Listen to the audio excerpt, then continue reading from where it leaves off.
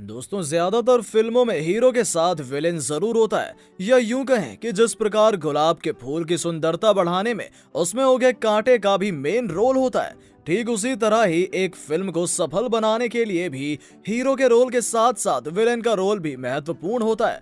और अगर देखा जाए तो बिना कुछ थोड़ी सी मार धाड़ के बगैर भी फिल्म बोरिंग लगती है। 80-90 के दशक में बॉलीवुड इंडस्ट्री में बहुत से ऐसे भी अभिनेता हुए हैं जिन्होंने अपनी दमदार आवाज को ही अपना टैलेंट बनाकर लोगों को अपना दीवाना बनाया है। और उसी लिस्ट में एक नाम गोगा कपूर का भी आता है, जिन्हें फिल्मों में नकारात्मक रोल के लिए ज्यादा जाना जाता था। दोस्तों, आज हम बात करेंगे फिल्म ज्वाला से अपने करियर की शुरुआत करने वाले गोगा कपूर के परिवार के बारे में, और साथ ही प्रकाश डालेंगे इनके प्रारंभिक जीवन पर। दोस्तों, गोगा कपूर का जन्म एक अमीर खानदान में 15 दिसंबर 1940 को अविभाजित भारत के गुजरानवाला शहर में हुआ था, जो कि अब पाकिस्तान का एक हिस्सा है। इनका असली नाम रविंद्र कपूर था। 1947 में भारत विभाजन के बाद गोगा अपने परिवार सहित दिल्ली चले आए। बात करें इनकी पढ़ाई की तो उन्होंने दिल्ली आकर ही अपनी पढ़ाई स्टार्ट की थी और कॉलेज की स्टडी के लिए इन्हें शिमला जाना पड़ा। लेकिन गोगा अपने कॉलेज की पढ़ाई पूरी नहीं कर पाए थे। गोगा सबसे पहले अंग्रेजी थिएटर में काम किया करते थे, जिसमें इन्होंने कई प्ले किए, जिसमें से एक था ओथेलो। इस प्ले में गोगा ने सुपरस्टार अमिताभ बच्चन की मां तेजी देवी के साथ अभिनय किया था। शादी के कुछ समय बाद घर खर्च ठीक से न चल पाने के कारण इन्होंने थिएटर छोड़ दिया था। थिएटर छोड़ने के बाद इन्होंने बतौर मैनेजर एक्सपोर्ट कंपनी में जॉब की।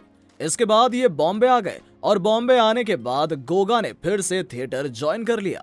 थिएटर में लोग इनकी परफॉर्मेंस को बहुत पसंद किया करते थे। इन्होंने अपने अभिनय करियर की शुरुआत 1971 में आई फिल्म ज्वाला से की थी, जिसमें इन्हें एक छोटा सा रोल करने के लिए दिया गया था। इस फिल्म से इन्हें कुछ खास पहचान तो नहीं मिली, लेकिन इन्हें रीजनल फिल्मों में भी काम मिलने लगा। इसके बाद इन्होंने थोड़ा सा फिल्मों से ब्रेक ले लिया। 1973 में आई फिल्म एक कुंवारी एक कुंवारा में खलनायक चंदू की भूमिका निभाकर गोगा ने बॉलीवुड में वापसी की। 1973 में ही फिल्म जंजीर में अमिताभ बच्चन के साथ काम किया। इस फिल्म में खलनायक का किरदार निभाकर उन्होंने लोगों का दिल जीत लिया था और फिर यहीं से इन्हें फिल्मों में विलेन का रोल करने के लिए ऑफर मिलने लगे। वैसे तो अमिताभ बच्चन और गोगा की मुलाकात थिएटर में हो चुकी थी, लेकिन इस फिल्म में अभिनय करने के बाद अमिताभ और इनकी दोस्ती और भी पक्की हो गई थी, जिसके चलते गोगा ने अपनी ज्यादातर फिल्में अमिताभ बच्चन के साथ की थी, जिसमें कुली, सत्ते पे सत्ता, याराना, लावारिस जैसी फिल्में शामिल हैं। मनमोहन देसाई की फिल्म तूफान में इन्होंने खूंखार डाकू शैतान सिंह की भूमिका निभाई।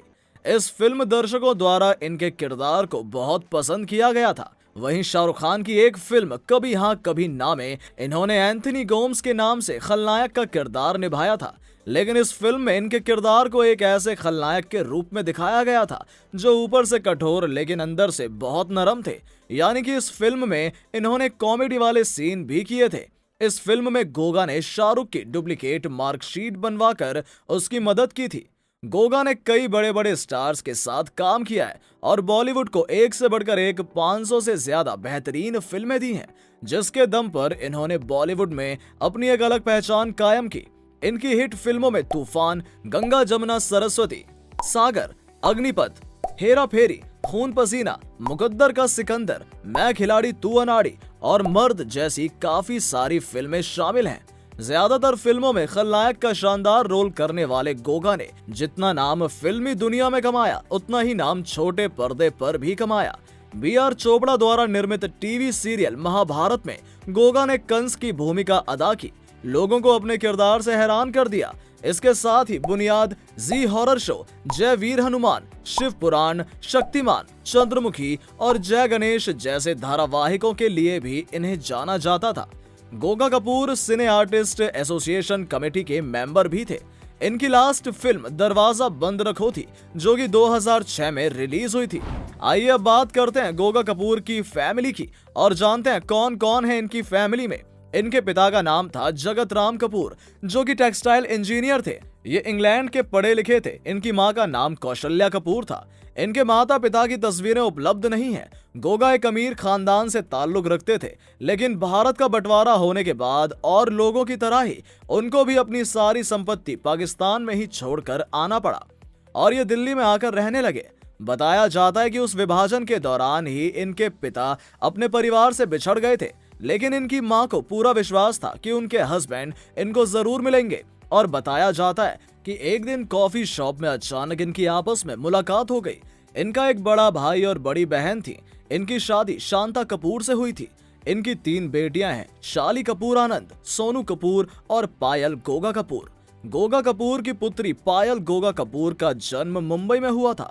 ये जहां टीवी सीरियल्स, थिएटर और फिल्मों में काम करने के लिए जानी जाती हैं, वहीं ये एक फेमस डांसर भी हैं। बताया जाता है कि इन्होंने 100 से भी ज्यादा डांस शो और 1000 से ज्यादा थिएटर शोज किए हैं। इन्होंने 2013 में विनोद छाबड़ा की फिल्म सांवरिया, खाटू श्याम जी की में अश्मित पटेल और सारा खान के साथ भी काम किया। ये फिल्म एक धार्मिक फिल्म थी।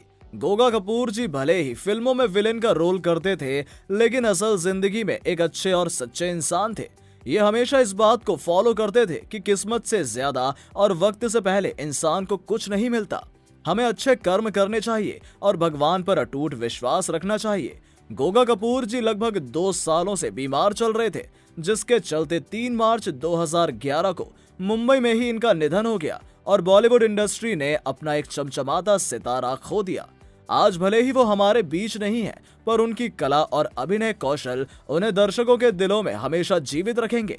दोस्तों, इस वीडियो के जरिए हमने बॉलीवुड अभिनेता गोगा कपूर के जीवन को करीब से देखा।